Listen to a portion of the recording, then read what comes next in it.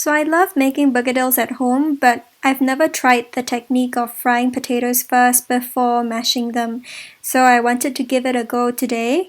So the ingredients are really straightforward. You just have some sliced onions, some diced onions, some potatoes that you slice thickly, some chopped coriander stems and spring onion. You can also use Chinese celery, but I didn't have that. And some minced beef. So the very first step is to make some crispy onions. So you want to cover your sliced onions in a pan with some oil and set that over high heat. As the onions cook, you want to stir them quite regularly just so that it's cooking evenly. And when it looks golden brown on the sides, right before it's completely golden brown, you want to turn off the heat and pass it through a sieve. So what you get is really crispy onions that are naturally sweet, and you also get the oil that you can reuse when you fry the potatoes. So transfer the onions onto a sheet of kitchen towels to drain. And then pour the fragrant oil back into the pan.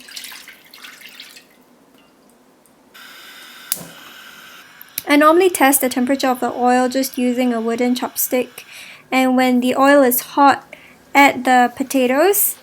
And the idea here is not so much to make it crispy, but it's really to cook it all the way through, and also to get some browning going so that there is more flavor than if you were to boil the potatoes. So once the potatoes are cooked through, you want to transfer that onto a kitchen towel. And I like to test the potatoes just to make sure that they are completely cooked through with a knife. And you want to dab the potatoes with kitchen towels just to get rid of excess oil. So remove the oil from the pan and add your ground beef. So I do this on high heat because I want some browning to occur so that you'll have more flavor. And then once your beef is nicely browned, you can add your diced onion. Stir that around for a few minutes until the onions soften, and then you can season the mixture with some salt. Now that everything has been fried, we can combine everything together.